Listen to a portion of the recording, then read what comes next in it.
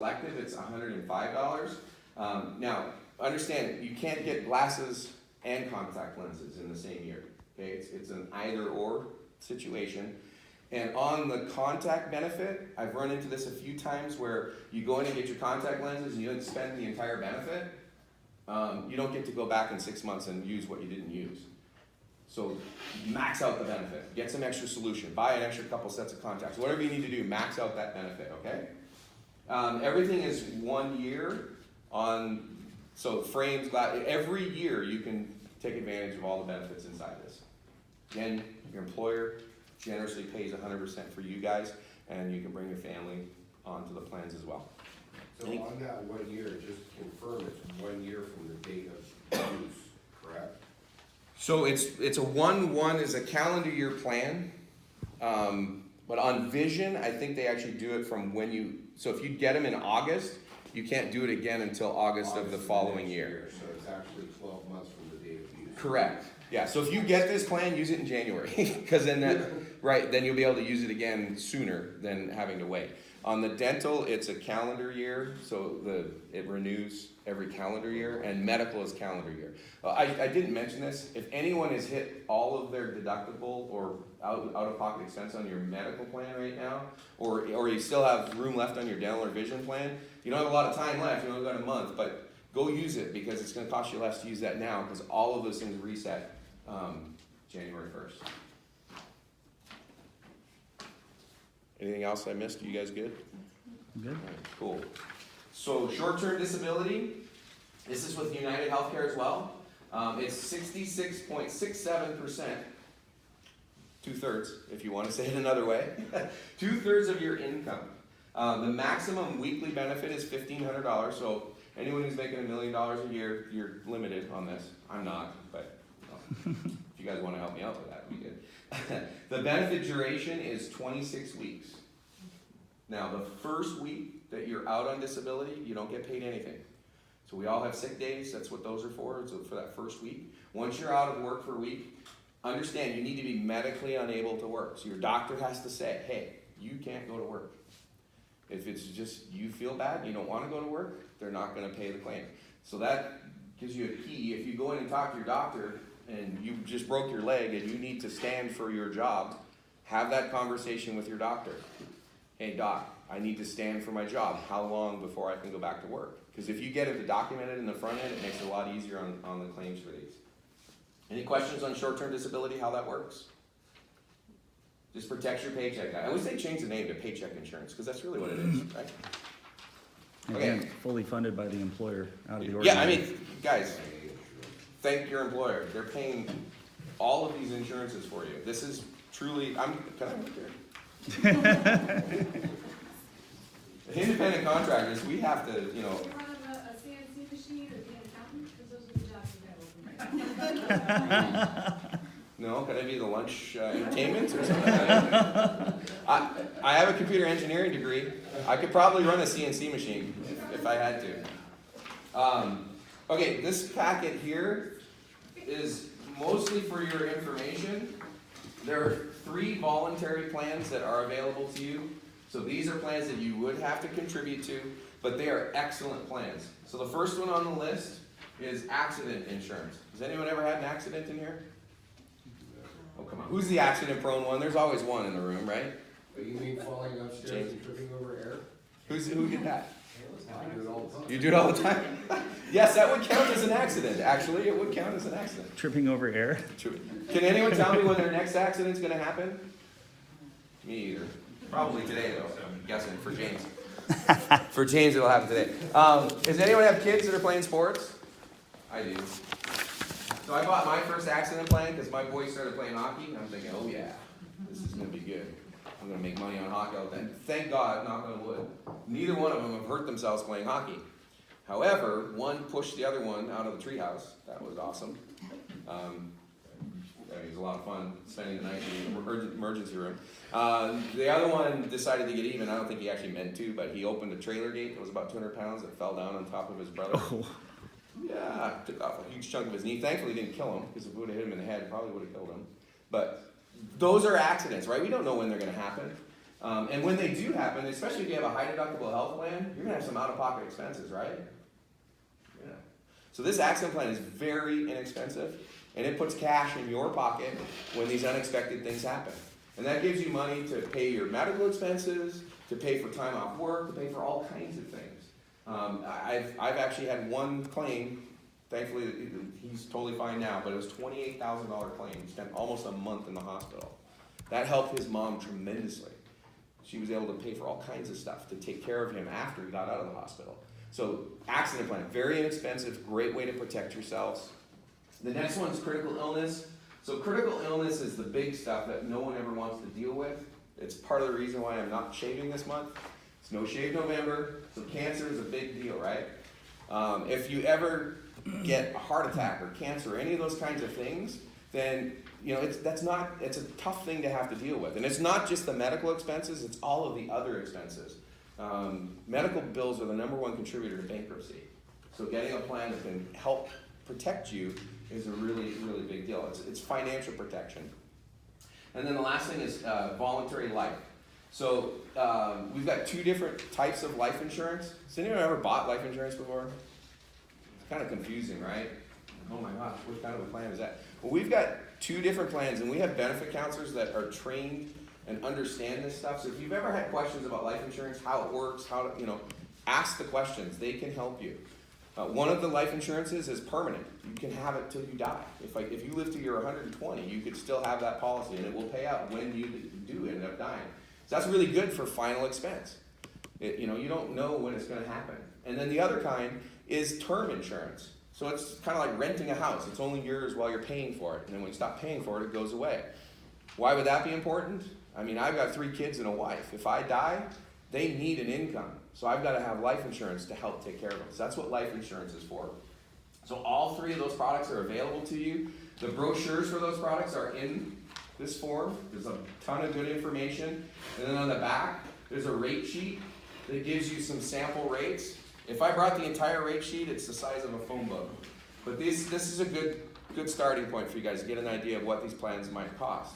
So again, talk this stuff over with your significant other, figure out if it makes sense, and then bring your questions, and the benefit counselors can help take care of you. Anyone have questions on the voluntary plans that are available? Ken, what about they've had Aflac offered in the past, and so now they have the Colonial plan. So maybe just a quick highlight of what's The different. differences? Yeah. Sure. So Aflac's a great company. They do a good job, and they advertise a ton. They put out great information to get people excited about buying these plans. Colonial actually started this business space 78 years ago now. So Colonial invented this business space to help American workers make sure that they weren't financially hurt when bad things or unexpected things happen. Colonial doesn't spend a whole bunch of money on the big things, but if you pull this sheet out, what we do is we try to provide a value to the employees and a value to business owners. So on this sheet, on the back side, is identity guard. So, quick little thing. Arizona is finally #1. So our football team hasn't been doing so good. Hockey team not doing so good. Baseball team did good a while ago, but this year they didn't do so good. Are any of our teams doing any good? I think soccer did well this year. Yeah, soccer did good. Soccer did good this year. But we're #1. We just surpassed Florida as the #1 state for identity theft. Woohoo! We can all be excited. So this is the kind of thing that Colonial does. Colonial will, working with your employers, providing identity theft protection for every single employee here at no cost. Pretty cool, right? For how long? For the entire year. If you want to bring your children or spouse onto the plan, and children, I highly recommend putting children on identity theft. They're the #1 target. They're soft targets. Nobody checks their credit. They can be ruined by the time they're 18. This will help you solve the problem. They're probably not going to stop it from happening because that's really tough to do. But when it does happen, they're going to come in and help fix that. So this is a really cool benefit. This is part of what makes Colonial a little bit different from some of our competitors. To be honest, our plans cost slightly less, you know, if you really want to, and we pay out slightly more. But really, at the end of the day, they're pretty similar plans to what Aflac provides. It's the other stuff that we do. If you need help filing a claim, you've got us, right? I mean, sometimes it's confusing. What paperwork do I have to fill out? What do I have to do? We're here to help. We're gonna make it easy for you to file your claims. Any questions on that stuff? On your life insurance, is that per paycheck or those monthly? So sorry, I got the wrong sheet here. I believe the rate sheets are per paycheck, is what I Per did. paycheck? Yeah. And then it said 20, 24 out It's of 26 24 out of paychecks. 26 paychecks. So twice a year you have 3 paychecks in a month. You're only going to deduct from the first 2 of those, and the third one you won't deduct from. So. Oh, I should point out that not everybody in the room knows we're switching periods. Oh. It will be 26 pay periods, bi-weekly pays. So, surprise! Yay! Good news, everybody. Did I let the cat out of the bag? every other quarter. Every other Friday, sorry. Yeah. So everything on here is per paycheck. So it's 24 deductions per year. Last thing I want to cover. This sheet here, this is really important. If you are going to bring your dependents onto your medical plan, dental plan, vision plan, we need you to do this little worksheet on the bottom here and bring it back with you on Wednesday. The IRS still requires that we have certain information to be able to bring your dependents onto your plan. So if you don't bring this, then someone's going to hound you until you get it to us, I imagine, right? Probably. Is that only medical or is that any? So medical's the only one that's actually required. It's a good idea to have social security numbers on other plans as well, just because claims are simpler, but it's not required. It's only required on the medical. All right. So the very last thing, this is a booklet that's available for you guys. What we went over here is high level stuff. If you want some more detailed information, this book provides additional detailed information. SBCs, where are they? Are they in the books? Yes. Are they in here? Okay. Yeah, they should be. Well, it doesn't seem thick enough, but maybe it is. Maybe not. Okay, so summary of benefit coverage. I'm just going to talk about this. If anybody has something planned next year, like pregnancy is one thing that's on it. I think if you're diabetic, it gives you an example. So you get it. It's called an SBC, and I believe it's on page 8. It gives you a comparison of coverage. So it tells you if you have a baby on this plan, it's going to cost you roughly this much money. If you are diabetic with type 2 and medication, this is how much this plan is going to cost you. So it's a great way to take the plans and sort of lay them out and compare them. So if somebody wants SBCs, they're thick and boring. They'll put you to sleep. But if you truly want to really look at, we'll provide SBCs for you. They are. I mean, you got to admit, most of the stuff is pretty. It's a good cure for insomnia. It is a great cure for insomnia. But these books are great. They're helpful. United Healthcare has a smoking good app. Put it on your phone. They have your ID card on there. There's some access to extra things on there. Also their portal, my The UHC. portal, yeah, my UHC is another way to access. You can look up doctors. Once you've registered, it knows what plan you're in. So when you look up a doctor, it's going to tell you if they're in network or out of network. Simplifies that process. Otherwise, you've got to figure out, of the 1,900 different networks that are out there, which one am I a part of? So just register, put your information in, and then use that portal for access. And then, are they doing any of the other UHC stuff? I didn't see it on anything. Yeah, okay, Yeah, that's it. cool. Right. Any questions, guys? Yeah, if we had registered already on that website or app, will we have to re-register since we're switching to a different broker? So the plans, you were on United Healthcare previously, so the plans are staying the same. If you change plans, it should automatically carry over, but I would still log in and take a look. Yeah, the broker is not related to the United Healthcare. But yeah, if you're already registered, you should be fine. And you should keep your same card unless you change plans. Yeah. Then you'll get a new one.